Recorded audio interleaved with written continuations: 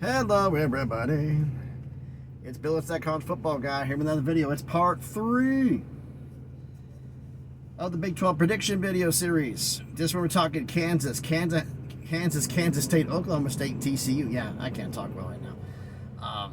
Been a long run. Back's killing me. I got guy wasn't paying attention. I was offloading. He decided to lean back while he was holding a sledge, and he didn't see me behind him while I was standing there, and he basically hit me between the shoulder blades with it. Apologize, everything that's cool. My back is killing me. I don't know if it was a sledge or not. What the hell he was swinging was heavy and it hurt. Oh, man. Accidental. Things happen. But anyway, shall we get into this and talk about the predictions for Kansas? All right, Kansas. Start this off. Let's get this rolling. We ain't got much time. Kansas, 9-4 last season. They beat UNLV in the Guaranteed Rate Bowl. First off, UNLV in a bowl game and Kansas in a bowl game. Both things are amazing. Head coach Lance Leipold, 17-21 in 3 years at Kansas. So you take out last year, they were 8-13 prior to last season. That's they're getting a little closer. Can he continue the renaissance? I have faith that he can. Jalen Daniels, he's back. Is he fully healthy? That's a big question for Kansas. Running back room needs to improve. The wide receiver rooms actually looks pretty damn loaded based on some of the transfers that came in. Offensive line lost 3 of their 5 starters. How well can the transfers acclimate and bring things up? Can the depth from last year move forward? That's going to be the key to this. Defensively, defensive line is transfer city. There's a lot of transfers there. Linebacker room is solid. Somebody just pulled up next to me. Defensive backs, if everybody develops the way they should, they could be downright fantastic. But that's what it could be. Let's look at what I predict the schedule is going to be. Start off the season at home against Lindenwood. Yeah, who? Yeah, win. That's what that is. On the road at Illinois. If you watch the Big Ten previews, I'm actually picking Illinois to beat you, Kansas. I know you're not going to like it, but that's what happens. Then you're at home against UNLV. You played him in the ball game last year. Jaden Mayava's not back. He's at USC now. Plus, they're traveling to your place. Kansas, you're beating UNLV. Then you're on the road at West Virginia. This game, Kansas, West Virginia, I'm a lot higher. Some people don't have West Virginia that high. I think they're a bad team. I have them highly ranked. So basically, I looked at this as a coin flip game. Who's at home? West Virginia's at home, so I'm picking you to lose to West Virginia. Then you're at home against TCU. Same thing. I think you have a little more talent than TCU does if everybody's healthy. That'd be the key thing, this whole thing. If everybody's healthy, you're just as much talent. So how I think it's going to go, I think you're going to beat TCU at home. Then you're on the road at Arizona State. If you watch part 1 of the series, you know the fact I have you, even though you're going cross country, I have you beating Arizona State. Then you have your bye, your first bye. You come out of the bye at home against Houston. If you watch part 2 of the series, you know the fact I have you beating Houston. And then on the road at Kansas State, the rivalry. This one, you lost, my notes here, you lost by 13 at home last year. Your team's not as good as it was last year, but it's still damn good. Their team can be as good as a little bit in there, so it's kind of even, but you're on the road at Kansas State. You lost to him last year. I think you're losing to him again, so there's another loss. Then you come out at home. So right now, counting out of your buys, you are, 1, 2, 3, 4, 5-3. 4 games to go. You're home against Iowa State. Well, you watched part 2, you saw the fact I have you beating Iowa State. You're on the road at BYU. This is cross-country travel. If you saw part 1, you know the fact I have you on the road beating BYU. Even though you're on cross-country, the talent is just too much. Home against Colorado. A lot of people think that Colorado's going to come in and beat you. I've seen some people put this game as a Colorado win. The offensive line of Colorado is going to be shredded because they have 0 depth. Seton is a great player, but he only can play one spot. He can't play all 5. And the line is still a work in progress. It's going to be beat up by this point. Shador's going to be running for his life, and they're on the road at Kansas. Yeah, Colorado is losing to the Jayhawks. Then on the road at Baylor, if you saw part 1, you saw how this is going to happen. I have you beating the Baylor, so that means you finish on a 4-game winning streak to finish 9-3, 7-2 in conference. Now we're talking about K-State. Oh, I forgot one thing to mention. I have them going 9-3, 7-2 in conference. Vegas has their win total at 8.5, so I'm not that far off. Kansas State, 9-4 last year. They beat NC State in the Pop-Tarts Bowl. God, some of these bowls are going to go. Vegas has Kansas State's win total at 9.5 ahead of Kansas. So, Chris Kleiman, 39-24 at 5 years at Kansas State. Can he continue this going? I don't see any reason why he can't. Avery Johnson. He's going to be the quarterback, I believe, the starting quarterback. Can he develop into a true star? Someone that's going to be all Big 12. We're going to find out about that. The wide receiver room is okay. The running back room is okay. The wide receiver room, it needs to improve a little bit, so I'm going to give that need a little bit of work there. The offensive line, you lost 2 starters. The question is can the transfers, the depth, everybody's step up and blend the offensive line, because that's going to be a key point to this. Defensively, the defensive line was very subpar last year. Did not get that much of a pass rush, and that has to. And there's some transfers that came in. That has to improve quickly if you're going to keep up with some of the teams coming in here. You're going to need to have the pass rush coming in. The linebacker room is very good. I mean, I think they're not great, but they're very good. They can be something special. The defensive backs are pretty good as well, but they can improve a little bit more over last year. There's some room to grow there. So let's look at the schedule for Kansas State, Arizona State. Kansas State, start off the season at home against UT Martin. Yeah, that's a dub. On the road at Tulane. This is not Willie Fritz's Tulane. This is a different coaching staff. I'll get to that one in the American predictions. And even though you're on the road in Louisiana, I have you beating Tulane. Then you're at home. This is the one thing. I mentioned this with Baylor. Arizona. 4 schools. There's 2 non-con games between Big 12 schools that are non-cons.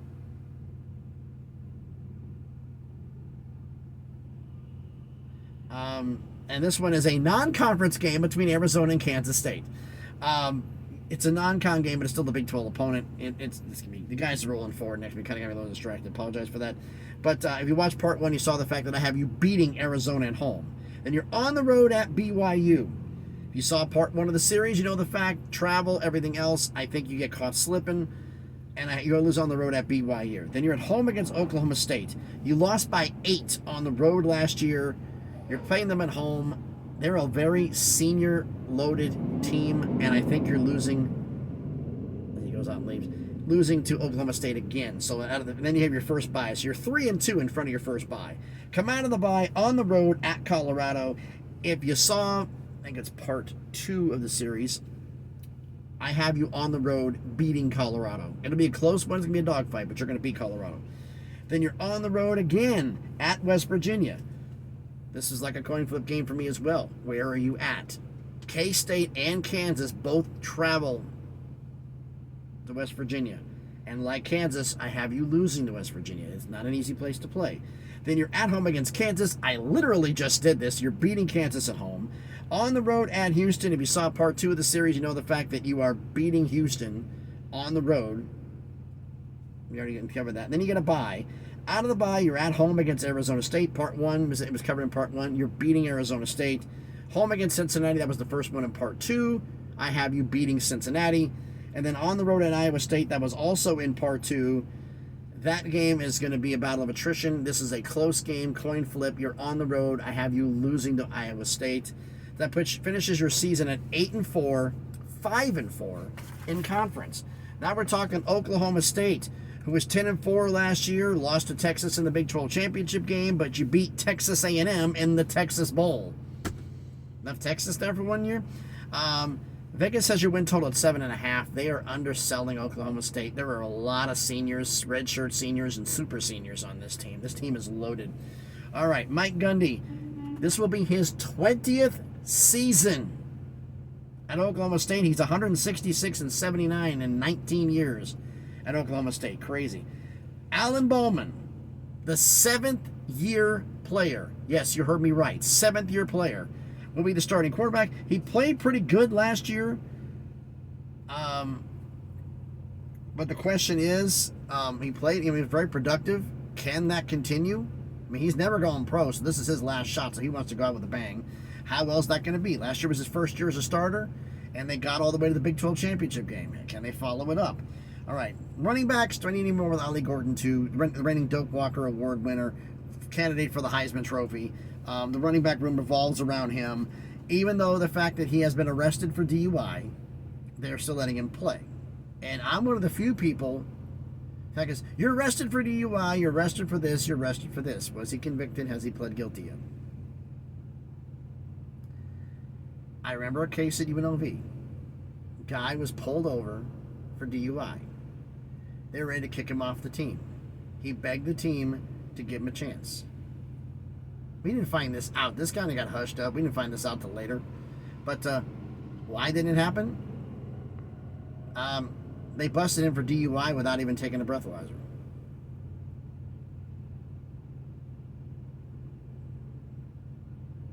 Wasn't in Vegas either.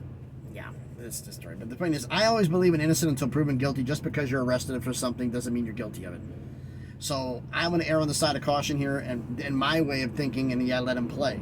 However, if he's found guilty of doing that, he's suspended for 4 to 6 games immediately upon doing that. That's automatic. Doesn't matter where it is in the season, he's 4 to 6 games from that point on. But wide receiver room, man, it's damn good. Almost borderline excellent. They have a great, excellent run room. On the 4 of the 5 starters come back. The depth is senior loaded for the offensive line. It's going to be a great unit there. Defensively, had a pretty good pass rush and got to the quarterback, but they had problems stopping the run. The line's pretty much intact coming back. That's going to be good. Both the linebacker and DB rooms are both pretty damn good too. That they're going to be coming back, and like I said, this team's senior loaded. The year you want Oklahoma State to take a step back, it's not going to be this year. It's going to be next year, unless they get a boatload of transfers. So let's get into this. Starting off the season, you're at home against reigning FCS national champs South Dakota State. As I said about North Dakota State and South Dakota State, I don't view them as FCS teams. I view them as a James Madison level G5. They are nothing to be played with. They can beat you. And even though they're a good team, you're on there, everything going on, I have you beating South Dakota State. Then you host Arkansas from the SEC in the next week.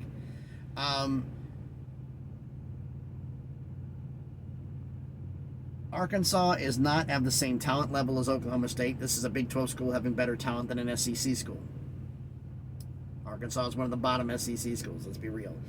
And I have Oklahoma State beating Arkansas at home. Then you're on the road at Tulsa. Tulsa, even though you're on the road, in-state game, they just don't have the firepower to keep up with you. You're winning on the road at Tulsa. Then you're at home against Utah.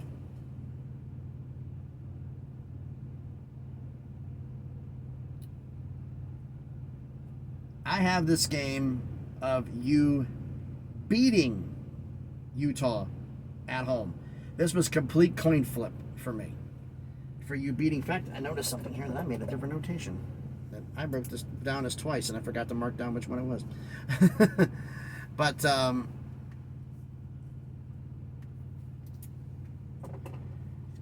you're beating Utah at home. I literally looked at this and if this game would have been in Utah, you're to lose.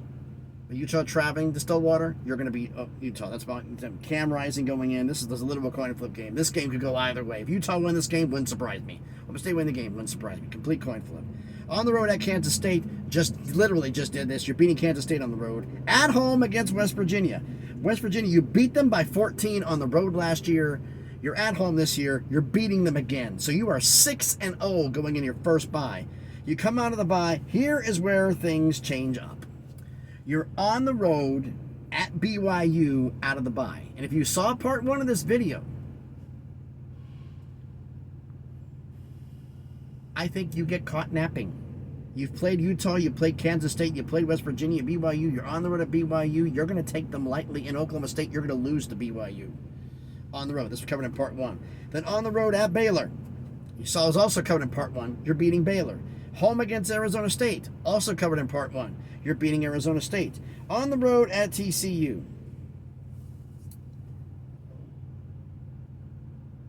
You just have more talent than TCU does. I'm sorry. You just do. You're more talent than TCU. I looked at this. I can't even call this a coin flip game. You're just more talent. So I have you beating TCU on the road. Then you get your second bye. You're home against Texas Tech. Same thing here.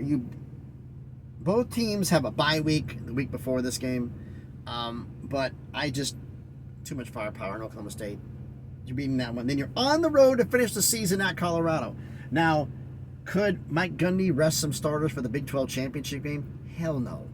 But the fact with the bye on the line, to get the bye in the college football playoff, to have to put yourself in position, you're guaranteed the Big 12 championship.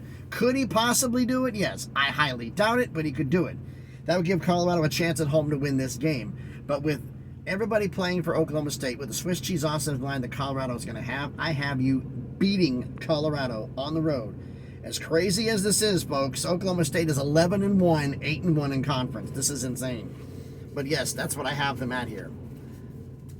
And not losing to Utah, but losing to BYU because they take them lightly and overlook them. Next up, we have TCU.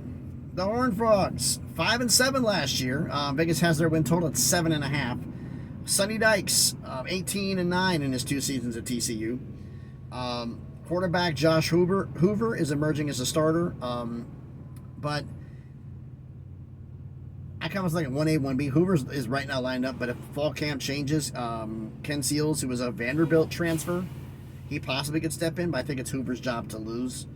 The running back room was okay, but it needs to improve. The wide receiver room, it's pretty good, but the transfers are going to have to fill in. The starting spots are pretty much done, but depth, rotational, 4th, 5th wide receivers, that's going to be a key thing in this. The offensive line, TCU's biggest problem. You lost 4 of your 5 starters. That hurts. Transfers are going to have to step up immediately because they're going to come in and be filling in holes. How well is that going to look? Defensively, the defensive line's got the solid core, pretty much almost everybody back.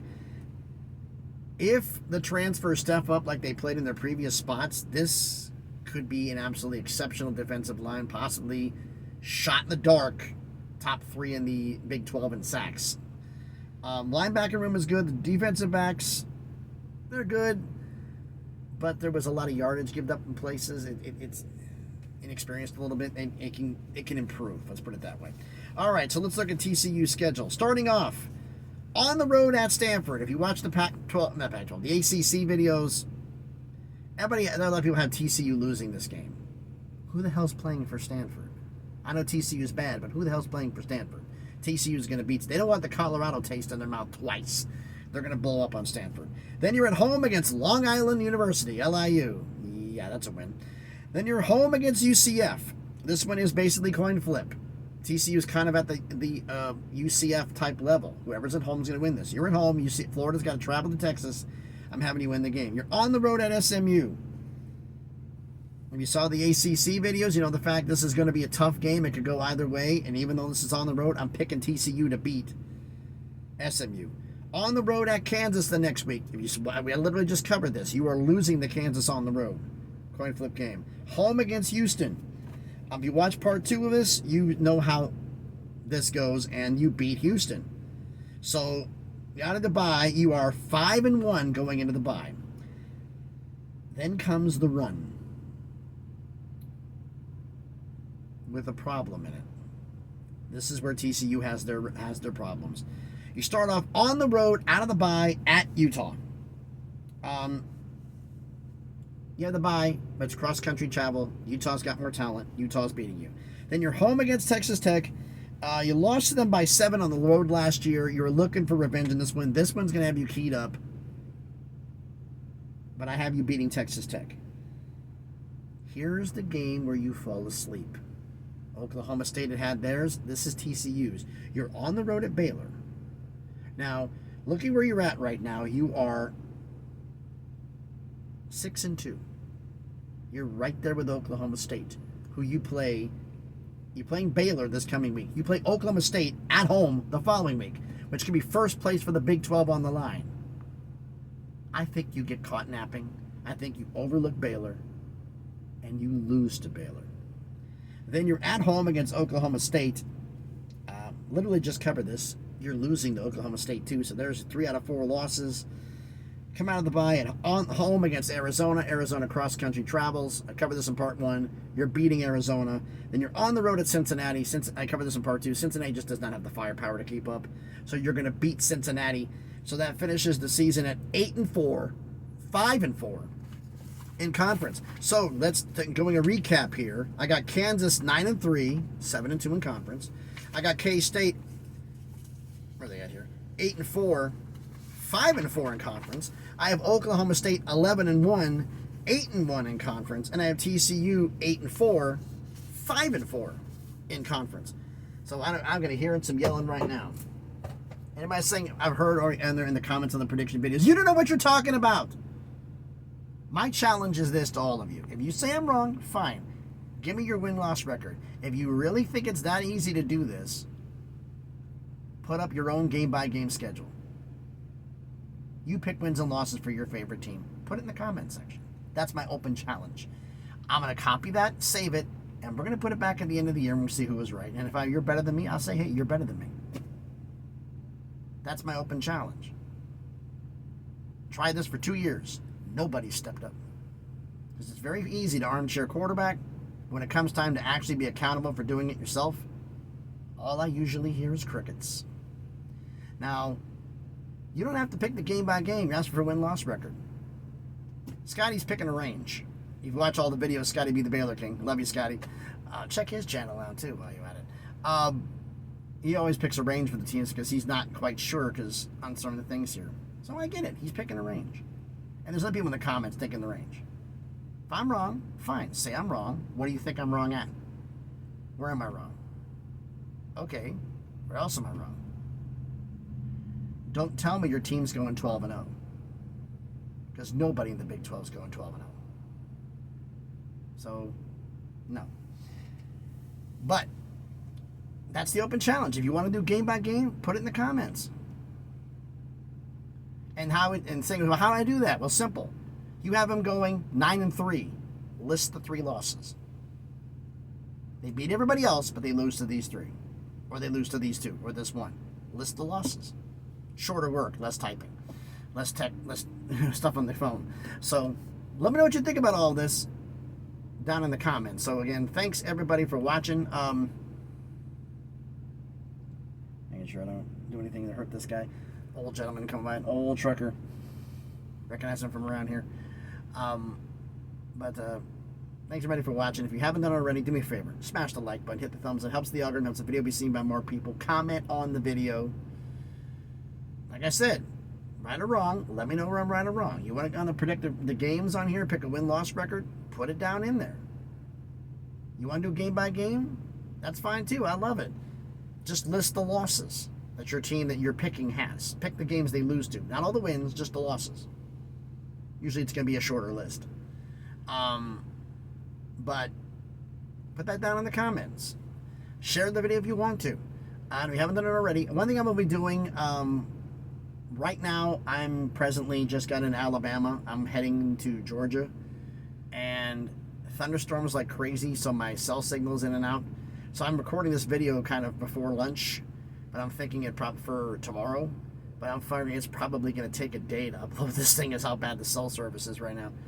But, yeah, I'm going to be making playlists for the 2024 predictions. As soon as I can get some better thing on there, I'm going to take all the ACC videos, make ACC 2024 predictions, Big 10 2024 predictions, Big 12 2024. You know, I'll make a predictions thing and then make a sub. If I can able to do it, make a sub list. If not, I'll just put 2024 predictions and just put all of them in there. Or make an individual one for each. We'll see how this goes. A lot of lists for that, and we'll see what happens. That way you can go backtrack at the end of the year and go back and talk about a few things. So that's what you do about that one. But if you haven't done it already, you're subscribed to the channel. Thank you so much for doing so. I greatly appreciate it. If you haven't already, not already subscribed, check out some of the videos I've done. You may have to go back through the preview videos for through all the prediction videos, but go back and check through all of those. And if you like some of the videos I've done, subscribe to the channel. You know, and just slowly but surely, we're on the crawl to 700, slowly but surely on the way up to 1,000, make some things happen. So again, thanks everybody for watching. If you want to follow me on X, follow me on Twitter, the link will be in the description. So again, thanks everybody. Hope everybody's having a great day. It's a thunderstormy day, lightning coming. This is not going to be fun as the wind's picking up. Oh boy. So thanks everybody for watching. Be safe out there, and please be dry and be good to each other.